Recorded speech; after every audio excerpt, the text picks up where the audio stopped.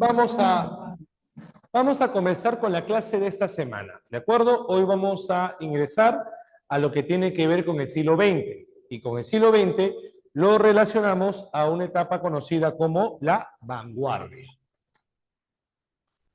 ¿Correcto? Entonces, señores, vamos a hablar acerca del llamado vanguardismo europeo. Muy bien. Pero para entender un poco acerca de la vanguardia, hay que más o menos ubicarnos qué estaba sucediendo en el mundo en ese entonces. ¿Ok? A ver. Vamos colocando por acá.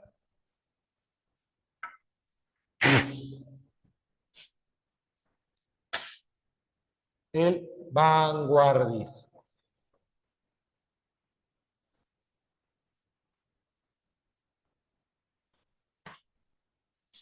Claro, vamos entendiendo por ahí que cuando hablamos acerca de vanguardia, estamos hablando de un periodo, una etapa, donde el arte va a comenzar a alejarse de las formas tradicionales de escritura.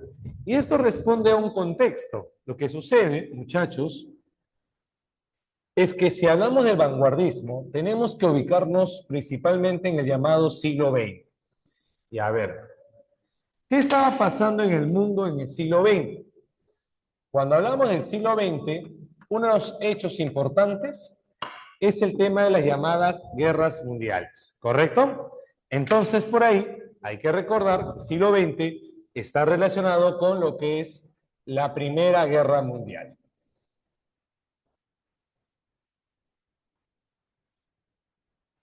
Tenemos la Primera Guerra Mundial del 14 al 18, ¿correcto, chicos? Entonces, en este contexto de la Primera Guerra Mundial, a ver, prestemos atención, por favor, ¿ok? En ese contexto de la Primera Guerra Mundial, jovencitos, estamos en una situación donde básicamente el tema del mundo está cambiando, ¿ok? La sociedad como tal está transformándose. Tenemos una guerra mundial, tenemos conflictos, tenemos el avance tecnológico, tenemos la aparición de la locomotora, el cine y diversos elementos de la modernidad. Frente a esa situación, frente a elementos de la modernidad como tal, vamos a ver, jovencitos, que la sociedad requería nuevas formas de expresión. Los artistas en esa época sintieron que el arte que ellos utilizaban, que era del siglo XIX, el arte decimonónico, había quedado obsoleto o inservible ante nuevas formas de expresión. Tenemos una sociedad nueva, diferente, una sociedad que está sumida por el llamado capitalismo, una sociedad donde vemos a un ser humano deshumanizado por el trabajo recurrente. Entonces, como que la literatura necesita también nuevas formas de expresión que puedan retratar al hombre del siglo XX. Entonces, vamos a ver acá que además de la Primera Guerra Mundial, vamos a ver que tenemos una sociedad, la presión de una sociedad capitalista.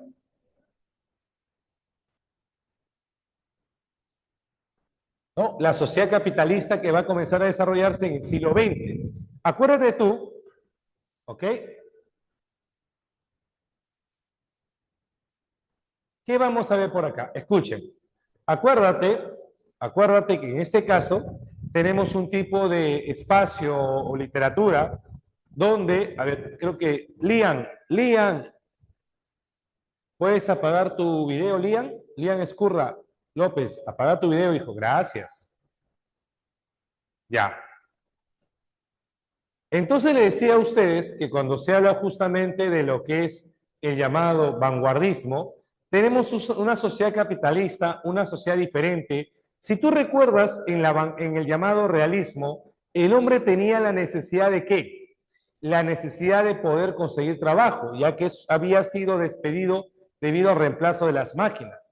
En el siglo XX, ¿qué sucede? El hombre le van a plantear, tú vas a poder conseguir tu trabajo, vas a poder recuperar tu trabajo, pero para ello tienes que trabajar igual o más que una máquina. Por eso que en el siglo XX vamos a denotar lo que es la explotación del hombre por el hombre. Y todo eso va a ser contado justamente por los autores de esta época. Entonces, tenemos una sociedad nueva, capitalista. Tenemos una sociedad llena de conflictos por las guerras mundiales. Por ello que se necesitaba o se requería nuevas formas de expresión. Tenemos una sociedad llena de avances tecnológicos. Por ello, muchachos, cuando hablo de vanguardia, la vanguardia que se va a desarrollar en el siglo XX, estamos hablando básicamente de ¿qué? De un periodo que se va a alejar de toda forma tradicional de escritura. Vamos a ver por acá, es un periodo artístico que busca ¿qué cosa? La innovación, ¿no? Que plasma la innovación y experimentación. Es un periodo artístico que se aleja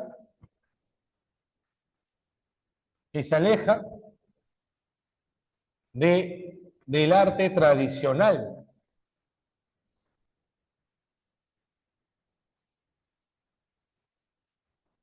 Del siglo XIX, ¿no? Del siglo decimonónico. Del siglo XIX. Conocido también como el siglo decimonónico.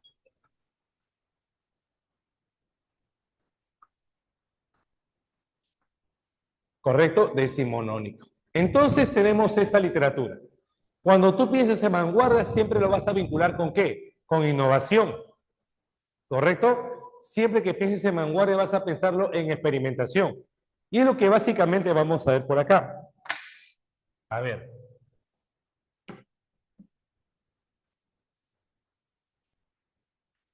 Entonces, por acá yo tengo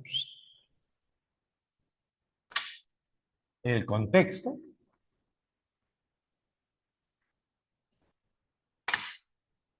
Y por acá tengo el concepto.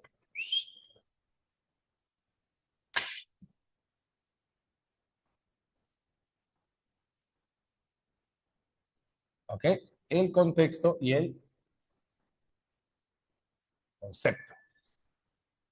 Ahora, si vamos a hablar de las características,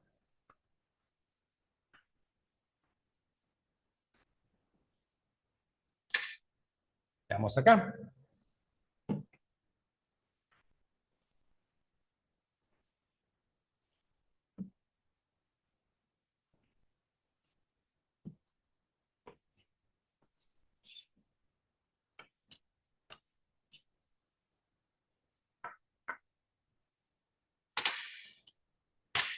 Entre las características que se evidencian, a ver por acá, está un poco borroso. ¿Sí? A ver. Creo que acá. Ahí está bien, ¿no?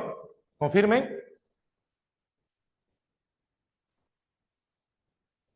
Sí, listo. Ya, le decía a ustedes, en base a las características que se desarrollan, vamos a notar, por ejemplo, que una de las principales es la innovación, ¿ok? Los autores van a buscar ir en contra de toda forma establecida y por ende van a tratar de innovar y experimentar con el arte. Vamos a ver por acá lo que es la rebeldía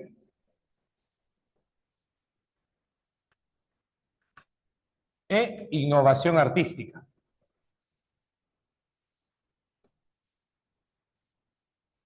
Esta rebeldía e innovación artística se evidencia a través de la experimentación, ¿ok? Uno de los elementos justamente, uno de los rasgos principales de la innovación artística es justamente la experimentación. Para yo innovar, para ir en contra de lo establecido, yo tengo que experimentar en el arte. Y justamente, muchachos, vamos a ver que uno de los rasgos justamente es la experimentación.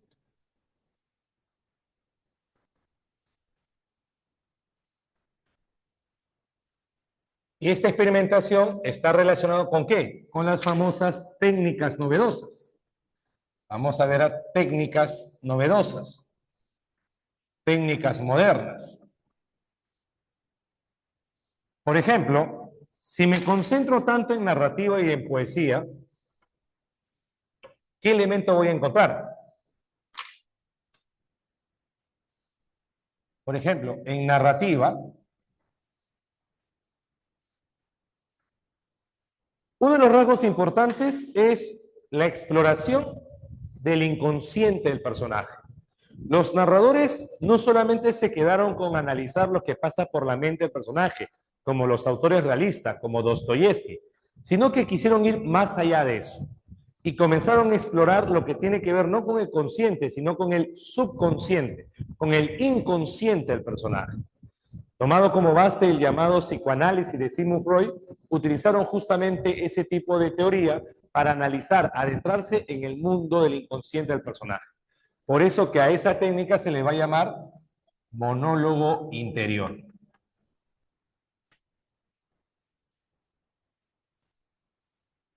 El monólogo interior es una técnica, ¿no? Que en este caso lo que hace es adentrarse, analizar el libre fluir de la conciencia. ¿Ok? El libre fluir de la conciencia.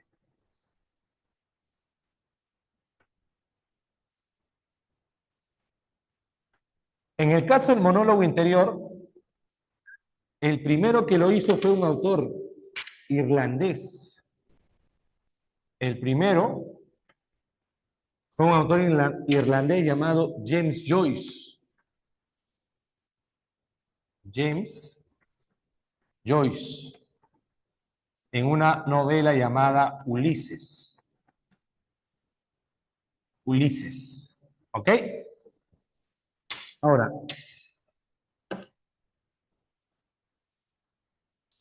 ¿qué otra técnica vamos a ver por acá? Otra técnica también muy importante, ¿cuál va a ser? El tema de los llamados saltos temporales. El tema de lo que es el llamado flashback. Los saltos temporales. El flashback.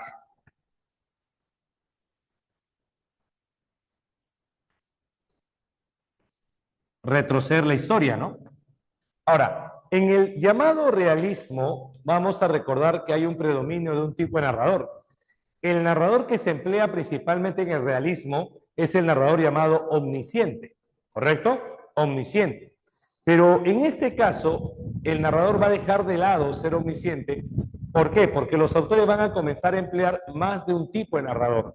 Por eso se dice que en este periodo de la vanguardia hay una multiplicidad de narradores. Multiplicidad de narradores. ¿Correcto? Una multiplicidad de narradores. Se van a emplear más de un tipo de narrador. Muy bien. Claro, entonces, ¿esto qué representa? Que el narrador omnisciente se va a dejar de lado, que va a haber una superación del narrador omnisciente. Hay una superación del narrador omnisciente.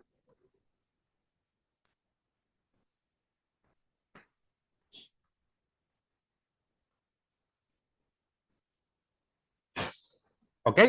Ya, eso es en narrativa, por ejemplo. Tenemos estos tres elementos. ¿Ok? Profe, y en poesía, ¿ah? En poesía, por ejemplo, chicos, vamos a notar que uno de los puntos interesantes es la presencia o la ruptura de lo que es la rima y la métrica. Que los poemas ya no van a estar rimados, ¿no? No como, por ejemplo, lo que es el tema de la poesía modernista, una poesía tradicional, sino que la poesía va a carecer de rima. A eso vamos a llamar, muchachos, versolibrismo.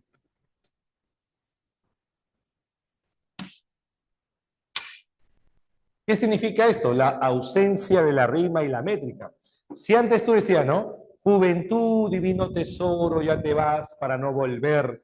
Cuando quiero llorar no lloro y a veces lloro sin querer. Ahí te das cuenta, por ejemplo, la rima. Pero ahora la poesía vanguardista va a carecer de eso. Por ejemplo, en un poema de Vallejo decía, al fin de la batalla y muerto el combatiente, vino hacia él un hombre y le dijo, no mueras, te amo tanto.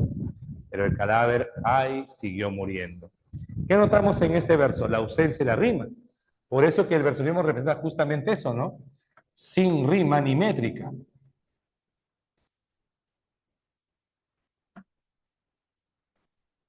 ¿Correcto? Y no solamente eso, sino también la presencia de algo llamado caligramas. ¿Alguien se acuerda qué cosas eran los caligramas? A ver, ¿alguien me dice qué cosas son los caligramas? ¿Te acuerdas? ¿Qué son los caligramas? A ver, ¿por ahí alguna idea? ¿Qué eran los caligramas? Eran poemas con forma de objetos, con forma de personas, con forma de animales, claro. La famosa poesía visual, ¿no? Eran figuras, exacto, una poesía visual. Las figuras con texto, ¿no? Una poesía visual. Esta poesía visual representa, por ejemplo, cuando digo en este caso, ¿no? Cabeza, cabeza, pico, pico, pico, cuello, cuello, cuello, cuello, cuello, pecho, pecho, pecho, pecho, pata, pata, pata y pie, ¿no? Entonces acá vamos a ver que se está aprovechando todo el espacio de la hoja, el aprovechamiento espacial del poema.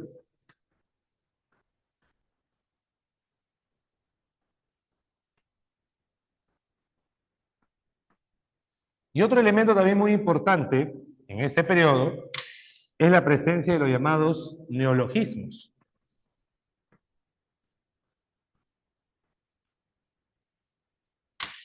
¿Qué es un neologismo? Neo significa nuevo, logo, palabra o tratado.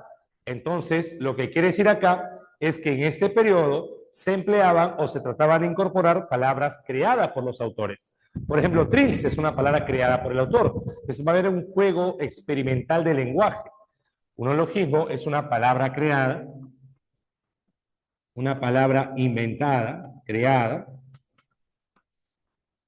y eso corresponde más que todo a qué? A la llamada experimentación del lenguaje.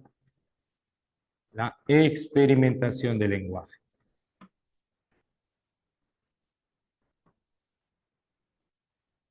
Muy bien, vamos a experimentar con el lenguaje. Entonces, vamos viendo ahí las características en poesía, en narrativa. Ahora, entonces tenemos un arte que va a alejarse de toda forma tradicional. Y en los años, en el siglo XX, la vanguardia no solamente se centró en eso, sino que también retrató todo el proceso de la modernidad. Retrató al hombre moderno, al hombre del siglo XX, incorporó elementos propios de la modernidad del siglo XX. Y sobre todo vamos a ver que en la vanguardia vamos a tener una visión, un arte lúdico, un arte como por ejemplo el caso de los caligramas, ¿no? Una poesía, un arte que va a jugar.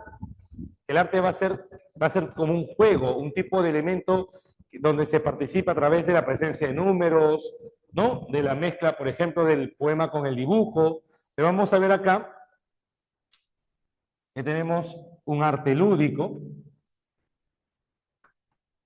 y eso tiene que ver con qué, con la experimentación. Además, en esta época, el personaje no representaba solamente a una persona, sino que los personajes eran las representaciones de la época. Por ejemplo, en la novela La Metamorfosis, tenemos a Gregorio Samsa, ¿cierto? Pero también tenemos al padre, a la madre. Pero ¿por qué no se llama, por qué no le dan el nombre al padre?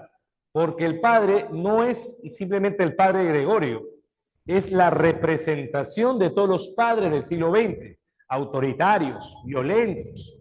La madre, la imagen de la sumisión. Entonces, por eso vamos a ver que acá hay una visión universal del hombre.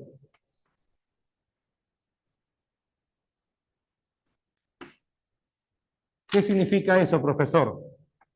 Que los personajes representan un colectivo, que no es el papá solamente Gregorio, sino es el papá de todos los hijos, de todos los hijos del siglo XX. El uno representa al todos. A eso se refiere con la visión universal del hombre, ¿no?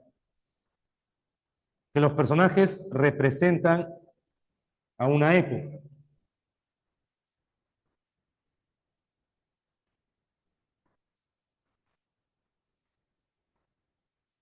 Entonces, chicos, tenemos por ahí lo que hablamos acerca de las características. Es un arte innovador, un arte experimental, un arte lleno de nuevas técnicas. Al hombre se lo mira de una forma universal, ¿no? Un solo elemento representa al todo del siglo XX. Pero también tenemos lo que llamamos ismos, los ismos de vanguardia.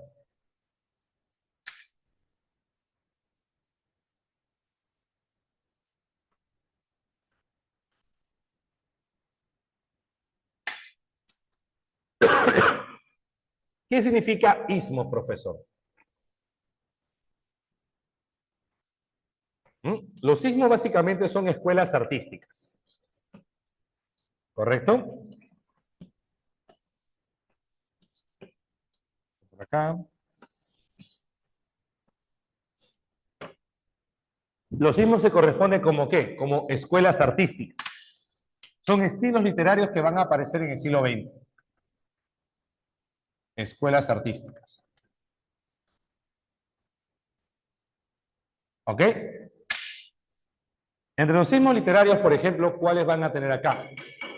Tenemos, por ejemplo, aquel tipo de ismo que se relaciona con ¿qué? Con el mundo del psicoanálisis, que le gusta explorar el mundo del inconsciente de los personajes. ¿Ok? Ese mundo vinculado, por ejemplo, con el mundo de los sueños, las pesadillas, todo aquello que oculta tu mente, el inconsciente. A ese ismo se llama surrealismo.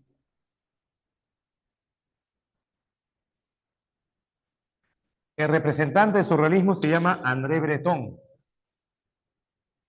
André Breton.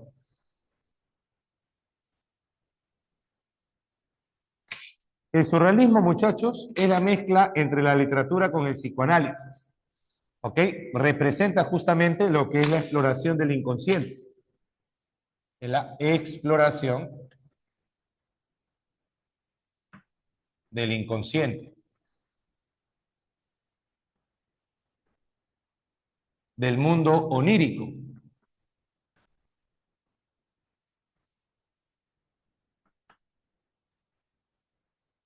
Y es por eso que se relaciona con el llamado psicoanálisis.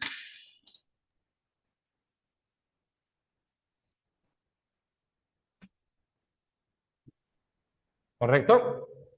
Y luego también tenemos otro tipo de ismo. Un ismo que se va a centrar principalmente en ¿qué? En la tecnología, la modernidad. A ese ismo se le va a conocer como futurismo. ¿Correcto? Futurismo. El representante, Filippo Marinetti.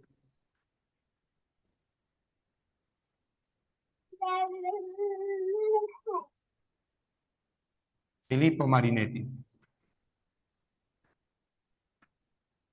¿Ok? Acá vamos a ver que se elogia la tecnología y el avance.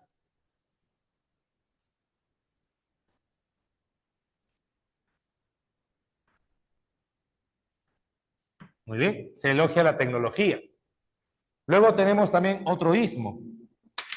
Un ismo que trata de mezclar la literatura con las imágenes, las figuras geométricas. Pensamos en el llamado cubismo. Sofía, no. ¿Cuyo representante quién es? Su representante es Guillermo Apollinaire. ¿Ok? El cubismo se basa en utilizar las figuras geométricas para la poesía. Por ejemplo, el cubismo se asocia mucho al llamado caligrama. ¿Ok? Tenemos en este caso a Guillermo Apollinaire. ¿Ok? Acá vamos a ver que se mezcla la literatura con el dibujo. Se emplean figuras geométricas.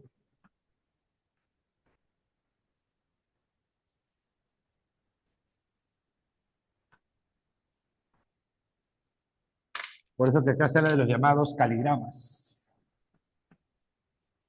Los caligramas. También tenemos otro ismo muy importante, el llamado dadaísmo.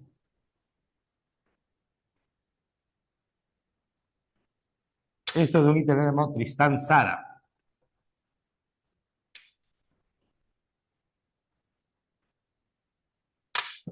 El dada o dadaísmo tiene que ver con la... ¿De dónde viene la palabra dada?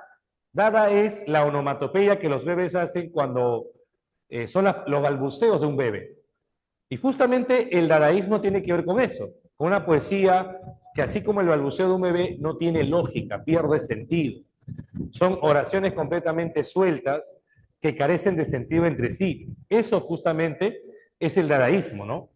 Expresar lo primero que se te viene a la mente, dadaísmo. ¿no? Expresar versos que no tienen relación o sentido alguno, dadaísmo. Justamente es la poesía inconexa y lógica. Inconexa e ilógica.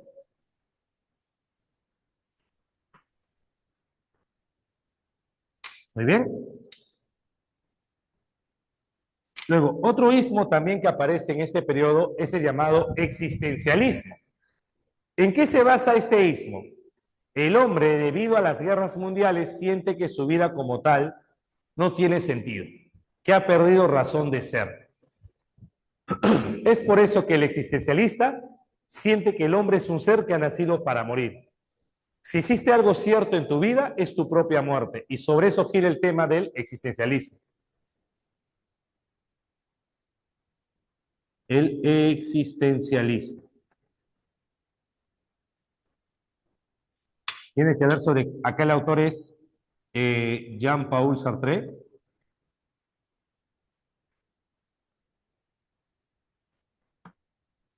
Y acá habla básicamente de la angustia existencial.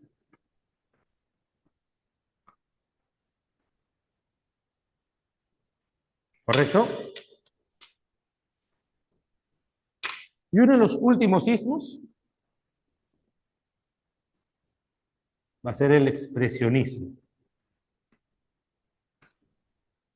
En el expresionismo, la idea principal es que muchas veces, como nosotros reflejamos la realidad en nuestra literatura, tiene que ver mucho con el estado emocional que tengamos internamente. Que así como expresamos la realidad en base a nuestro estado emocional, eso se llama expresionismo, ¿no? Cómo expresas la realidad tomando en cuenta tu estado emocional. Por eso, el expresionista, ¿qué hace? Muestra o devela, ¿no? Revela una realidad deformada. Y esta realidad deformada, ¿por qué? Por el estado emocional.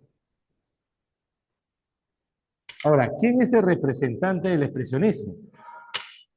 El señor llamado Franz Kafka. ¿Correcto? Hasta acá. Tenemos los sismos. 1, 2, 3, 4, 5, 6. ¿Ok? Hemos desarrollado los sismos y justamente sobre este autor vamos a escribir por acá. Hasta acá. ¿Todo bien, chicos? ¿Alguna pregunta hasta este punto, por favor? ¿Todo bien hasta acá? Confirme, por favor. ¿Todo bien?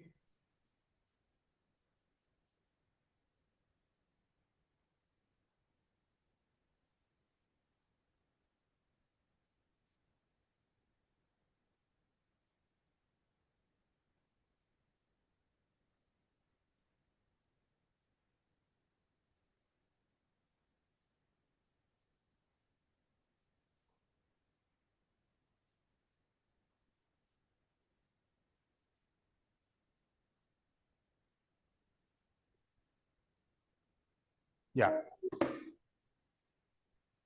¿Todo bien, no? Ya, listo. Ahora, vamos a hablar por acá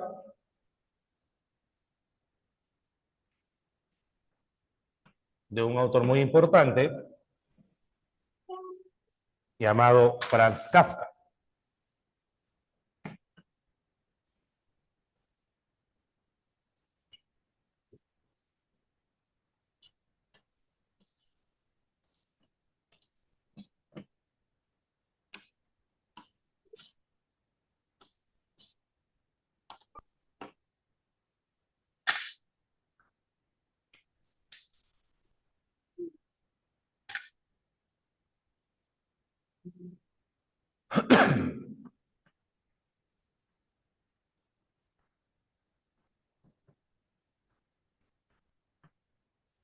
¿Ok?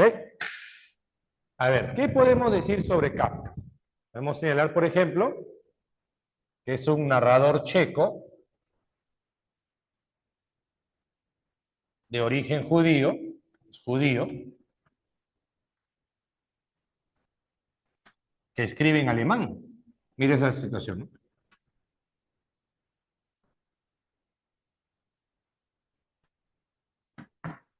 ¿De acuerdo? es un narrador checo de origen judío que escribe en alemán. A diferencia de los autores de esta época, Kafka no emplea lo que son técnicas innovadoras, ¿ok? En caso de Kafka vamos a ver la presencia de técnicas tradicionales, ¿correcto, chicos? Vamos a ver por eso el llamado empleo de técnicas tradicionales. Ahora tú dirás, profe, ¿y si emplea técnicas tradicionales, por qué motivo lo ubicamos en la vanguardia? Por algo muy importante, porque él retrata al hombre del siglo XX. Porque a pesar de no usar técnicas innovadoras, la temática que desarrolla Kafka es una temática innovadora, porque nos va a contar la historia del hombre deshumanizado por el trabajo continuo del siglo XX. Entonces, Kafka es vanguardista porque retrata al hombre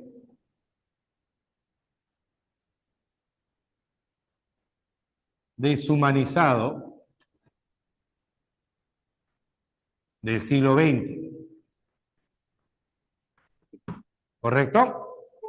Asimismo, recordemos de Kafka que su literatura seguía mucho con aspectos personales. Él fue una persona que sufrió de muchas enfermedades, era hipocondriaco, y el problema era que ese tipo de situación le generó problemas y conflictos con el padre. Además, él tiene un libro llamado Cartas al Padre, donde justamente le escribe una carta al padre expresándole el dolor y sufrimiento que fue para él vivir con esta persona, los maltratos que recibía, los golpes y todo ello. Y esa relación tortuosa con el padre lo vamos a ver también reflejada en su novela. En la Metamorfosis va a ser el padre quien actúe con violencia contra Gregorio Samsa. Por eso vamos a ver acá que incluye elementos autobiográficos.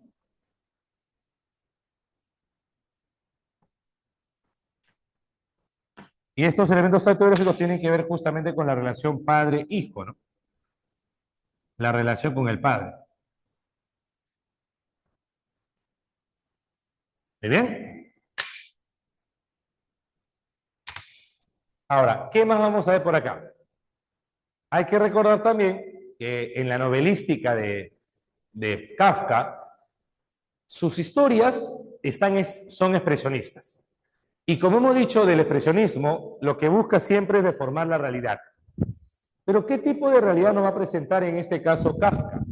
La realidad que nos presenta Kafka es una realidad con tendencia hacia lo absurdo.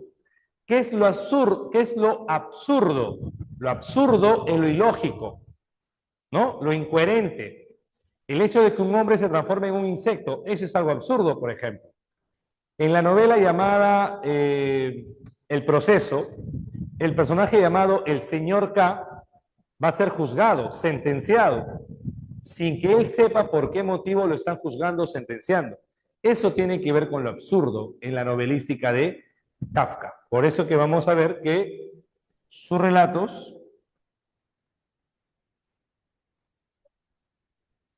tienden hacia lo absurdo.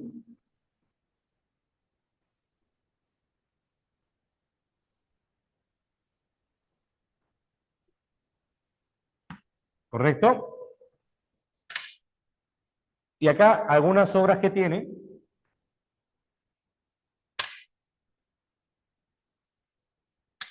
sobre todo narrativa, novelas,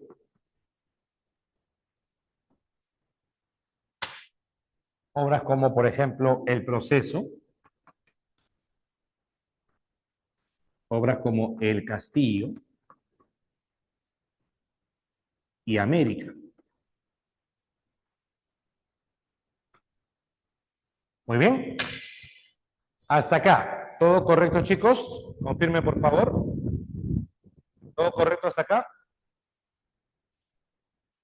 Confirme, por favor, muchachos, señoritas. ¿Todo bien? Ok.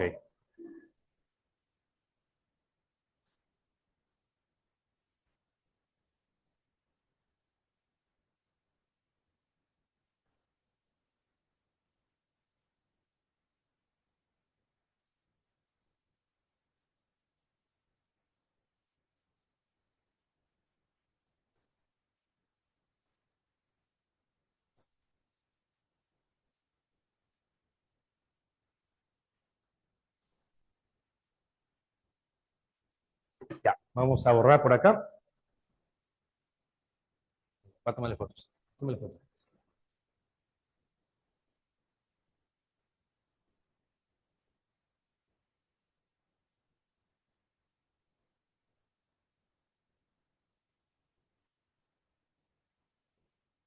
Sí, ¿no? ¿Puedo borrar? Sí. Ya, gracias.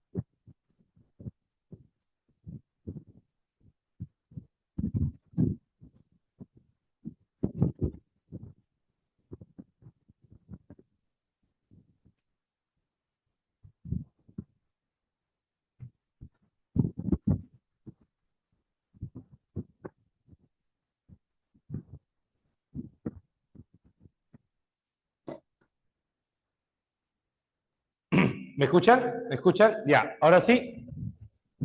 Se- señor Goyo, ¿cómo está usted, señor Goyo? Estamos listos ya. Vamos a ver lo que tiene que ver ahora con una novela muy importante. Novela que tiene que vincularse con mi buen amigo Kafka. La transformación, o también llamada la metamorfosis.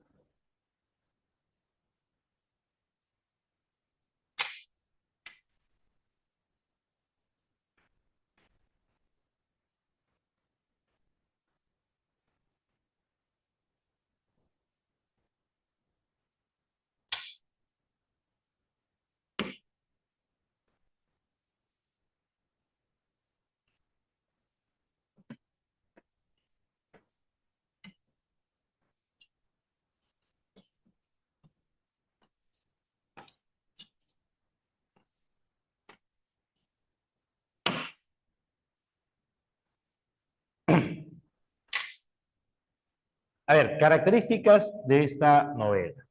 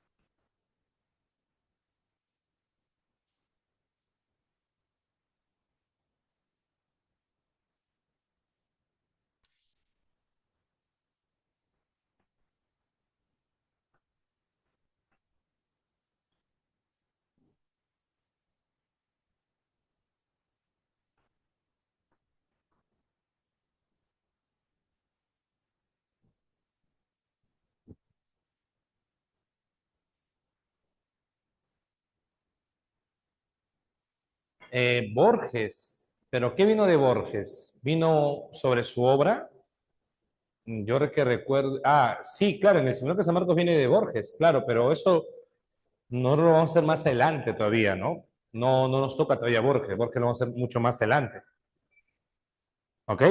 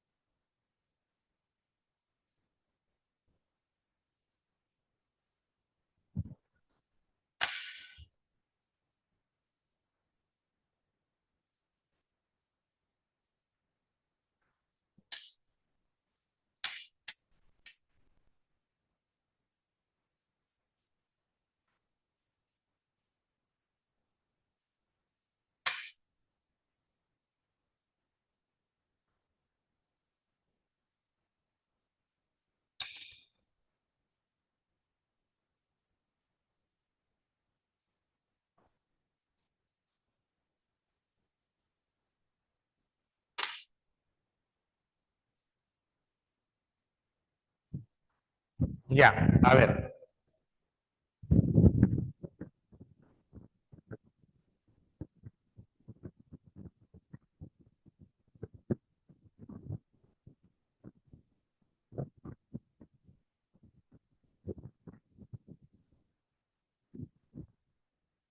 Escuche. Vamos a desarrollar las características justamente de esta novela. Por ejemplo, sabemos que esta novela es de género épico. Es una novela, especie novela, narrador en tercera persona, omnisciente. La narración es lineal. El lenguaje es un lenguaje sencillo, claro. El recurso que se emplea en esta novela es el tema de la llamada alegoría. ¿Qué es una alegoría? Una simbolización. Los personajes van a simbolizar una idea. Simbolización. Por ejemplo, ¿qué representa Gregorio Samsa? El hombre deshumanizado.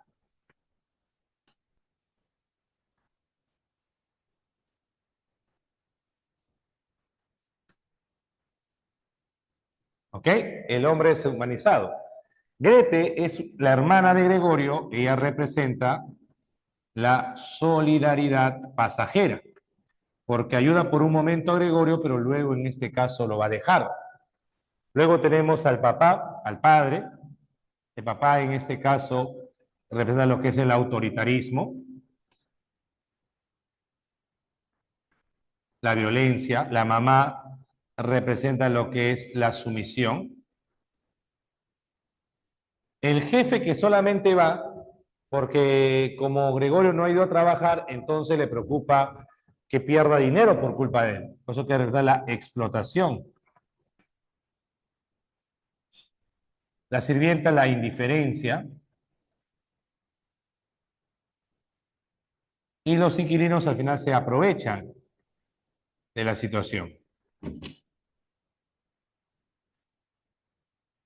La transformación es una representación del hombre transformado en insecto. Representa lo que es la deshumanización. Ese es el tema principal, ¿no? El hombre deshumanizado o alienado. Pero el tema es la alienación o deshumanización, que es lo mismo, estos son lo mismo, del hombre moderno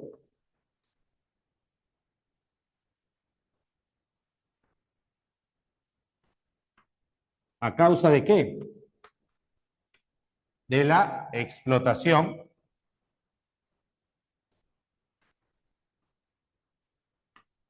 y la vida rutinaria.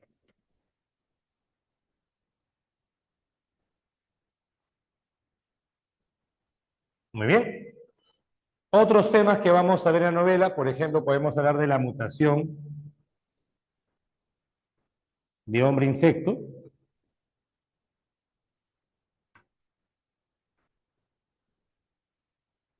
Vamos a hablar del encierro, de la soledad, de la incomunicación familiar. ¿Correcto? Y eso lo vamos a ir desarrollando en la clase, ¿no? Ahora, acuérdate de algo muy importante. La novela va a girar en torno a cuatro situaciones importantes. ¿Ok?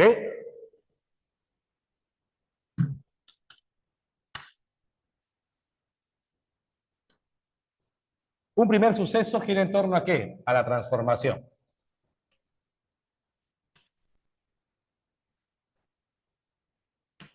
¿Esa transformación qué genera? Bueno, la causa de transformación, como sabes tú, es el trabajo y la rutina.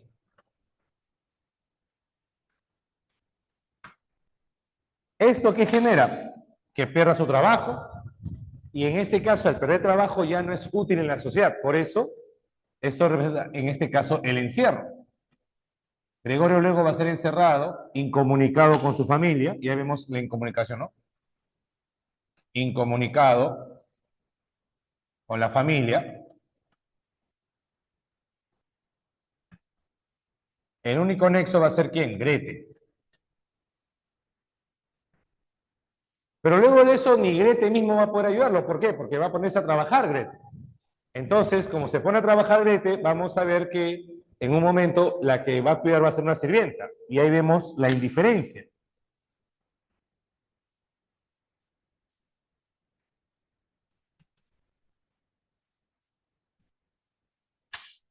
Esto por parte de la sirvienta.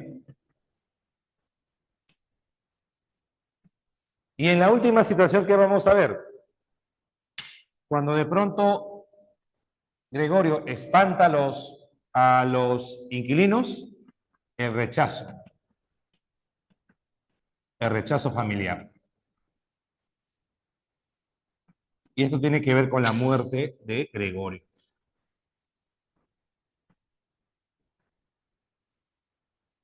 Y esto se da, como te digo, porque Gregorio espanta a los inquilinos.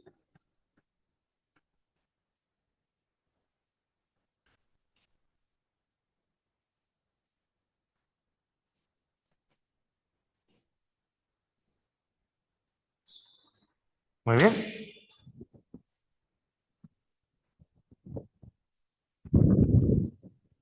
¿Correcto hasta acá? Ya. Vamos a tomar como referencia. Dame la información. Sí, sí.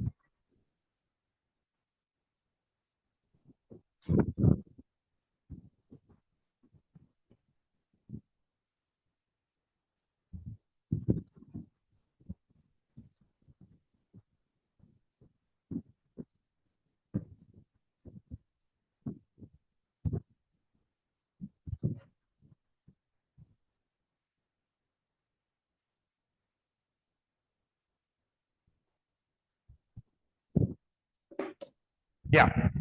Vamos a tomar como referencia lo que por ahí conocemos de la historia. ¿Ok? Como sabemos nosotros, la historia comienza de una forma muy curiosa.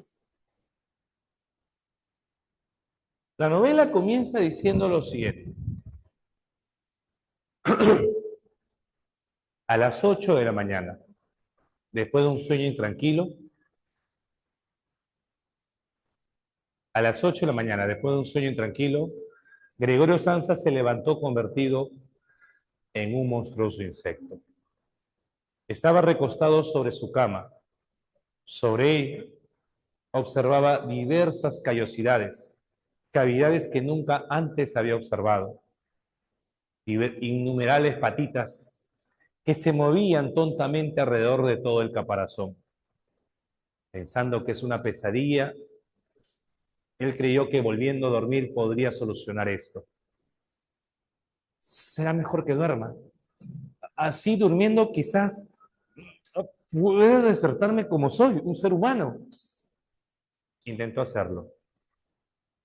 No lo consiguió, ya que al ubicarse de costado las patitas eran completamente dobladas sobre su cuerpo y caparazón, que le causaba un dolor enorme y ya no podía descansar. La primera pregunta que se le vino a la mente al verse así fue: ¿qué me ha pasado? ¿Qué me ha pasado? ¿Qué me ha sucedido? Gregorio Samsa intentó incorporarse, no pudo. Vio el reloj y se dio cuenta que son las 8:30 de la mañana. No puede estar acá. Yo tenía que tomar un tren a las 8. Si me alisto inmediatamente, seguramente podré tomar el tren de las 9. Claro, sí, será lo mejor. Estar dejando de pensar estas cosas y alistarme. Intentó hacerlo. No lo consiguió. Gregorio se puso a pensar en su trabajo. Trabajo. Viajar de un lugar a otro. Yo me dedico al comercio. Y viajo de un lugar a otro, trenes, a veces viajo de madrugada, en la noche. Llego y tengo poco tiempo para almorzar. No establezco relaciones de amistad con ninguno de los compañeros del trabajo. Y la paga, bueno, no es tan buena que digamos también. Pero todo lo que hago es porque tengo que pagar la deuda de mis padres, claro. Mis padres tienen una deuda muy fuerte y yo tengo que ayudar a pagar esa deuda. Y con el dinero que me sobra, no va a ser, no es para mí este dinero, no. El dinero que me sobra lo utilizo para poder juntarlo. Y así mi hermana Grete, que sí, tengo una hermana llamada Grete, claro. Mi hermana Grete, ¿sabes qué? Le gusta tocar el violín, sí, y toca de una forma espléndida, te contaré, de una forma hermosa. Por eso, que lo que yo deseo es matricularla en un conservatorio de música. Cada vez que suena su violín, cada vez que escucho el sonido de su violín, como que todo lo malo que siento del trabajo, toda la pesadumbre, el malestar, lentamente se va. Pero ahora no pensemos en estas cosas, que lo que tengo que hacer es levantarme e irme a trabajar. Gregorio intentó levantarse, intentó constantemente ponerse de pie y no lo pudo hacer. Luego escuchó la voz de su madre, que lo llamaba con cierta ternura y preocupación. Gregorio, hijo, Gregorio, ya es tarde, hijo, ya pasó tu hora el tren. ¿Te vas a levantar? Y luego escuchó la voz ruda, tosca del padre. Oye, levántate. ¿Te has quedado dormido? Holgazán, levántate. Gregorio no podía hacer nada. Cuando respondió al pedido de los padres, en vez de una voz, le salió un chillido. ¡Ya voy! ¿Te das cuenta? ¿Escuchaste? No es la voz de Gregorio, o estará mal. Ay, seguramente está enfermo. Quizás se ha enfermado de la garganta. Parecía no la voz de Gregorio, parecía la voz de un animal. Sí, esperaba a Gregorio en su cuarto. Pasaba el tiempo y no podía salir de ahí, hasta que de un momento escuchó una voz completamente distinta. Señora Sansa, señor Sansa, discúlpeme que esté acá. Uy, señor, ¿cómo está usted? Mira, Mario, saluda. Es el jefe de Gregorio. Señor, ¿cómo está usted acá? Disculpe la incomodidad. Me he enterado que Gregorio no ha ido a trabajar hoy. ¿Sabrá los motivos, por favor? No lo sé, señor. Gregorio está ahí en su cuarto y no sale. Si quiere, usted vaya a verlo. Con su permiso, por favor. Señor Sansa, señor Gregorio, qué raro, no abre la puerta. Señor Gregorio, qué curioso. Señor Gregorio, ¿sabe la hora que es? Son las 9:15 de la mañana. Usted debe haber tomado un tren a las 8 de la mañana. No lo tomó. También debe haber tomado un tren a las 9 de la mañana y tampoco lo hice. ¿Usted sabe, señor Gregorio, cuánto dinero me está haciendo perder? Muchísimo. Y a pesar que estén sus padres acá, tengo que decirle algo, señor Gregorio Sanza, que su desempeño en la empresa no ha sido la mejor de todas. Sí, yo sé que no todos los años son momentos para hacer negocio, pero caramba, usted me hace perder mucho dinero y encima se atrinchera en su habitación y no quiere salir. Señor Gregorio, por favor, abra la puerta. Señor Sansa. Señor. Ah, está enfermo. O finge estar enfermo. Ah, ya lo dijo el doctor de la empresa. Todo ser humano nace sano. La única enfermedad que tiene es la enfermedad del trabajo. No le gusta trabajar. Ah, usted sabe muy bien. Por favor. Al escuchar ese sonido, Gregorio simplemente respondió, ¡ya voy! ¿Escuchó lo mismo que yo? Sí, ¿se da cuenta? Parece que está mal de la garganta. Ese fue el sonido de un animal, no de un ser humano. En ese momento Gregorio se va acercando. Se va arrastrando a tientas con sus débiles patitas por todo el piso. Se acerca hacia la puerta y ve la manija. Gregorio con su mandíbula se coge a la mandíbula y a la manija y comienza a darle vueltas.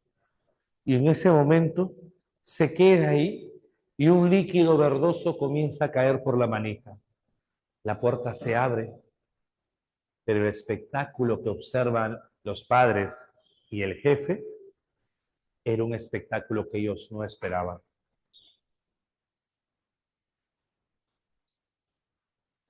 Dios mío,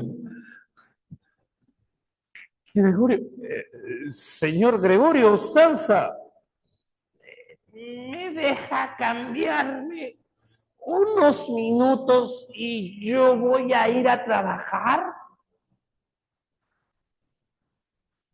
No, usted sí está muy enfermo. No, usted no puede seguir trabajando de esa forma.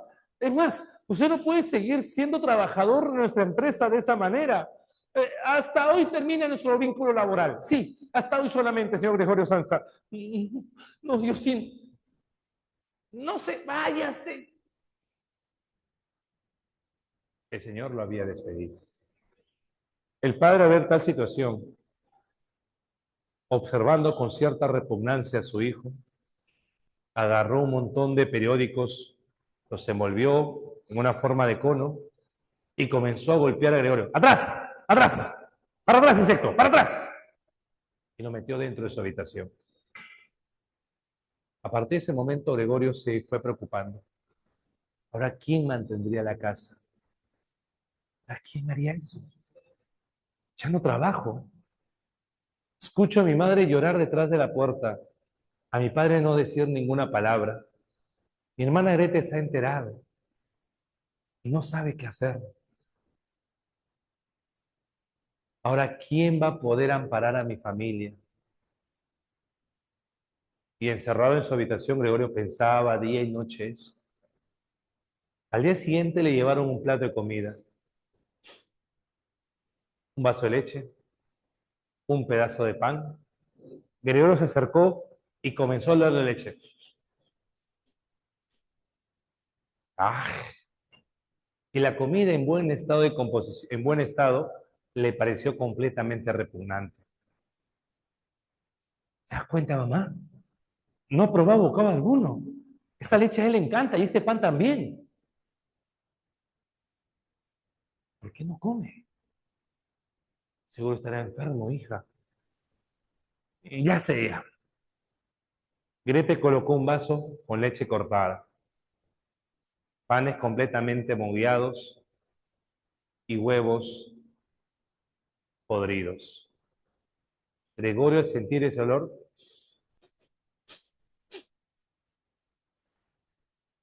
¡qué manjar! Se fue acercando y comenzó a devorar ese tipo de alimento en estado de descomposición. Mira, no dejó ni un poco. Es como un insecto. Y luego Gregorio, en su habitación, comenzaba a moverse por las paredes. Le gustaba mucho subirse al techo y dejarse caer sobre su caparazón. La familia, al ver esto, decidió sacar los sillones para que Gregorio así pueda tener más movilidad. Gregorio, escondido debajo de su cama, observaba cómo su familia sacaba los sillones de su habitación y pensaba, ¿por qué hacen eso? ¿Por qué mi familia, en vez de no buscar una solución, trata de sacar esas cosas de mi habitación como si yo fuese un animal? Yo no quiero ser un animal, yo quiero ser un ser humano. ¿Por qué mi familia se resigna de esa manera? ¿Acaso no extrañan a Gregorio humano?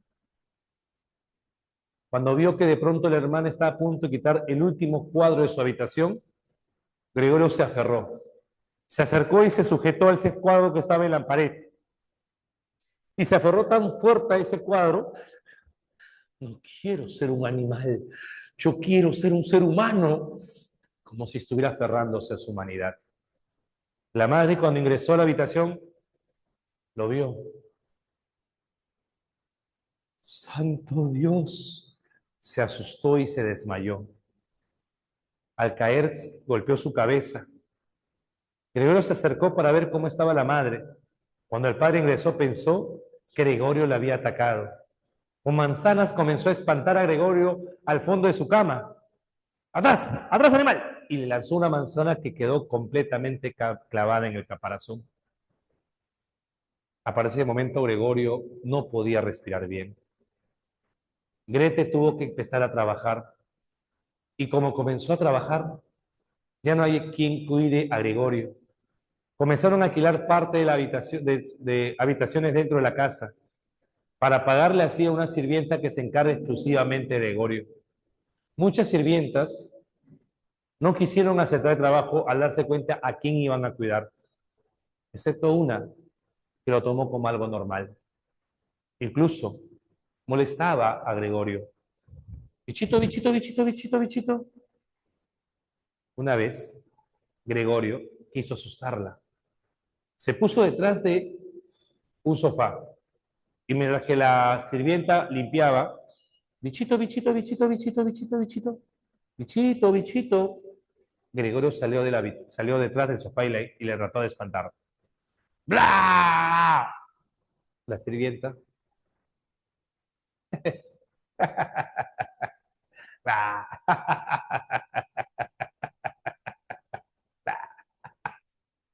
¡Bla! Y más bien fue la sirvienta que espantó a Gregorio. Para poder pagar a esta sirvienta, alquilaron partes de la casa a unos inquilinos que no conversaban, que cenaban junto a la familia, pero no decían ninguna palabra. Un día de esos, el padre dijo, oye, señores, les propongo hoy viernes un poco de música. Sí, señor. ¿Cómo es eso? Mi hija sabe tocar el violín. ¿Quieren escucharlo ustedes? No, un poco de música no caería mal. Y Grete desempolvó el violín y comenzó a tocar. Ese sonido llegó a los oídos de Gregorio. Gregorio dijo, ¿por qué? Ese sonido del violín de mi hermana está tocando nuevamente. Todo vuelto a la normalidad, como antes. Pero está tocando el violín para esos inquilinos, personas extrañas. No, Grete, ellos no entienden el sonido del violín, ellos no pueden ser como yo. El mejor público que tienes tú, Grete, soy yo. Tú puedes tocar para ellos. Y Gregorio fue saliendo de su habitación, arrastrando sus débiles patitas, sobre todo las posteriores que sangraban debido a la manzana que estaba clavada en su caparazón. Cuando estuvo cerca a la sala donde Grete lo llegó a ver, los inquilinos lo vieron. Señor, ¿puede explicar esto?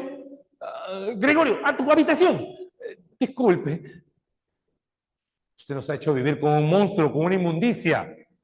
Ni piense que le vamos a pagar un centavo de los días que hemos estado acá, conviviendo con este monstruo.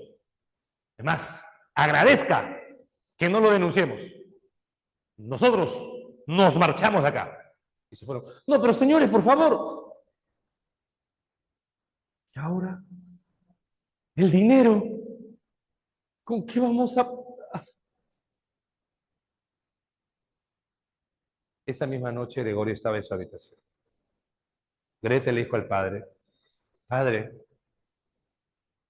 padre, lo peor que podemos hacer es seguir pensando que eso que está en esa habitación es Gregorio. No es Gregorio, papá, mamá, entiendan, no es Gregorio. Es un monstruo. Alguien que bota a los inquilinos y nos hace vivir en esta situación. Escucha, está escuchándonos ahora. Yo ya no puedo más. Yo no puedo seguir conviviendo con tal monstruo, padre. Rechacemos esa idea de que ese Gregorio no es mi hermano.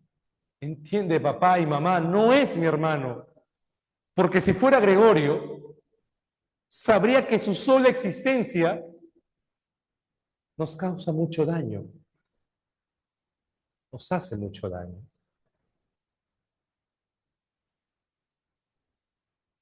¿Qué has dicho, Grete? ¿He escuchado? Grete, siente que mi existencia les causa daño. Entonces, ¿cómo duele esta manzana? No puedo probar alimento.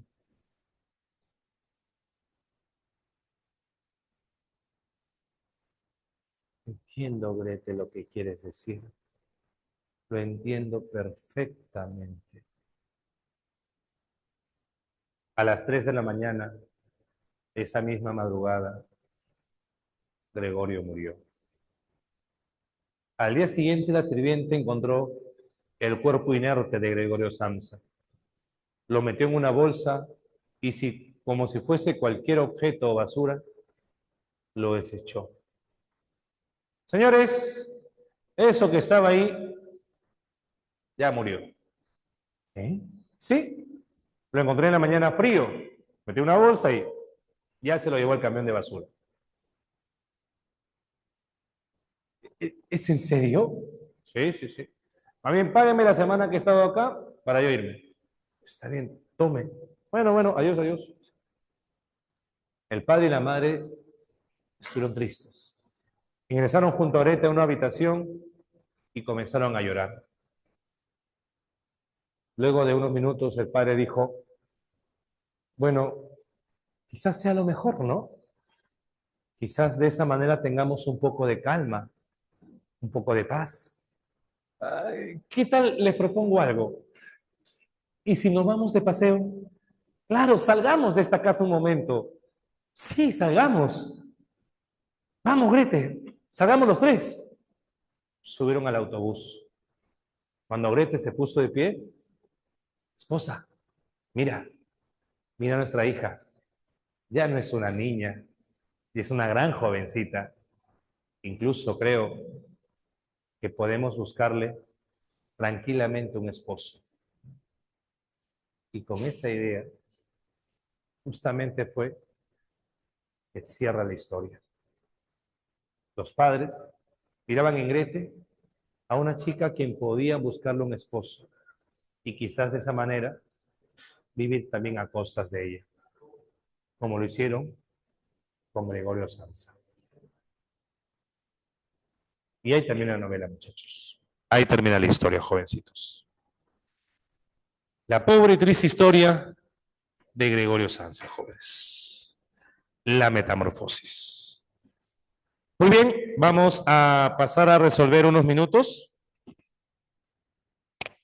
Tenemos unos 7 minutos para resolver, ¿correcto? Ellos eran el papá Mox. Profe, ese es el primer Terian de la historia de la literatura universal. Claro, el Terian Gregorio Samsa. Ese es un Terian, profe. Ese es un Terian de verdad. Claro, ese es un Terian, profe. Ya, 5 minutos para resolver. Ya, chicos, resolvamos, por favor.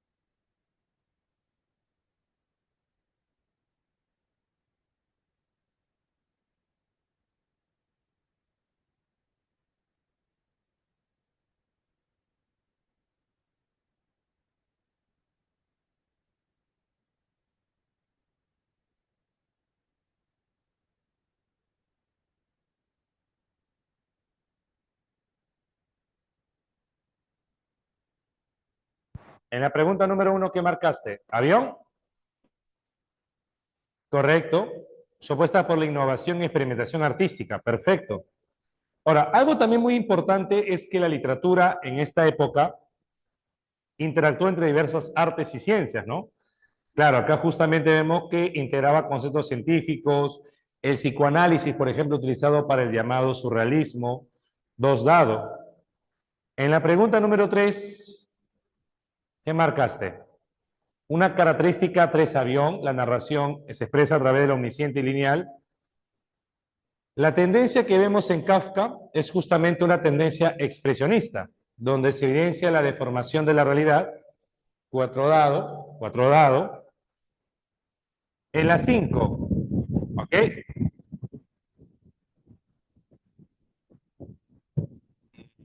¿Qué idea es incorrecta sobre la metamorfosis? En los monólogos o expresiones hay angustias internas, expresan pensamientos, dice diálogo heroico. No, no hay ningún diálogo heroico, ¿no? Falso. 5 dados. ¿Cuál de las afirmaciones no corresponde a un rasgo formal?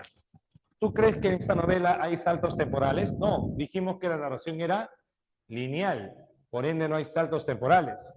En la pregunta C la clave sería avión. En la 7 se hace evidente una creciente distancia entre emocional, lo que permite identificar el tema de la incomunicación familiar, porque mientras que él quiere emitir voces, le salen chillidos, ¿no? 7 avión. El relato de modo que Valor se reduce a una teoría productiva, revelando así el tema de la deshumanización, ¿no? Además también describe con crudeza la vida rutinaria. 8 beso. En la 9, presenta una estructura argumental cerrada en la que el conflicto se desarrolla desde una transformación. Luego de experimentar un proceso de aislamiento y degradación progresiva, al final, el protagonista muere encerrado en su cuarto, ¿no? Correcto. 9 dedo. 10, a ver, todo comienza cuando Gregorio, el protagonista, amanece convertido en insecto, ¿no? 10 casa. En la 11, ¿hasta ahí estamos bien? Hasta ahí las 10 primeras, ¿está bien? Confirmen todos, ¿hasta ahí las 10 primeras están bien? Sí, ¿no? Correcto. El 11 dice, la transformación de Gregorio simboliza, correcto, la 1. La historia aborda el héroe, falso. Sí se evidencia la incomunicación. Y no hay una visión optimista, ¿no? 11 nano. 12, enmudeció porque ahora podía escuchar al jefe. ¿Han entendido ustedes una sola palabra? ¿O es que nos toman por tontos? Por el amor de Dios, quizás esté gravemente enfermo y nosotros lo atormentamos. Grete, ¿qué madre? Tienes que ir inmediatamente al médico, luego está enfermo, rápido, busca al médico, acabas de oírlo hablar. Pero ahí notamos, por ejemplo, que cuando él emite voz, emite una voz que no es entendible por la gente. Y eso tiene que ver con la incomunicación, ¿cierto? 12 sería enano. En ese estado de apacible y letárgica meditación permaneció hasta que el reloj diera las 3 de la madrugada. Alcanzó a ver el comienzo del amanecer detrás de los cristales. Después, sin intención, su cabeza se desplomó sobre el suelo y su hocico dejó escapar el último aliento. Ahí hablamos de la muerte de Gregorio Samsa, ¿no? 13 beso. En la 14, cuando la hermana dice, tenemos que intentar quitárnoslo de encima.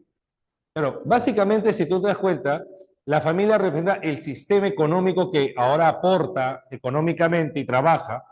Y como Gregorio ya no pertenece a este sistema económico que aporta económicamente, termina siendo excluido. Por eso que en la 14 vemos que el sistema castiga y excluye a quien es visto como alguien inútil, ¿no? 14 beso. Y la 15 dice, en cuanto el reloj marcaba las 10, la madre intentaba despertar al padre en voz baja y convencerlo para que fuese a la cama, porque aquí no descansaba bien y tenía que empezar a trabajar a las 6 de la mañana. Pero con lo testarudo que se había puesto de que era ordenanza, insistía en permanecer en la mesa. Costaba convencerlo de que cambiase la silla por la cama. La madre y la hermana insistían en pequeños regaños. Durante un cuarto de hora el padre cabeceaba, mantenía los ojos cerrados y no se levantaba. Y anotamos cansancio del padre. No hay una actitud desinteresada, falso. Notamos también que la familia asume nuevas responsabilidades, porque el padre que estaba jubilado comienza a trabajar, y también se describe al trabajo como un tipo de carga, ¿no? 15 sería casa, entonces. 15 casa, y nos quedamos hasta acá. ¿Todo bien hasta acá, muchachos? Confirmen todos. ¿Todo bien hasta acá? Sí. Listo, muchas gracias con todos. Nos vemos hasta la próxima semana. Buenas tardes.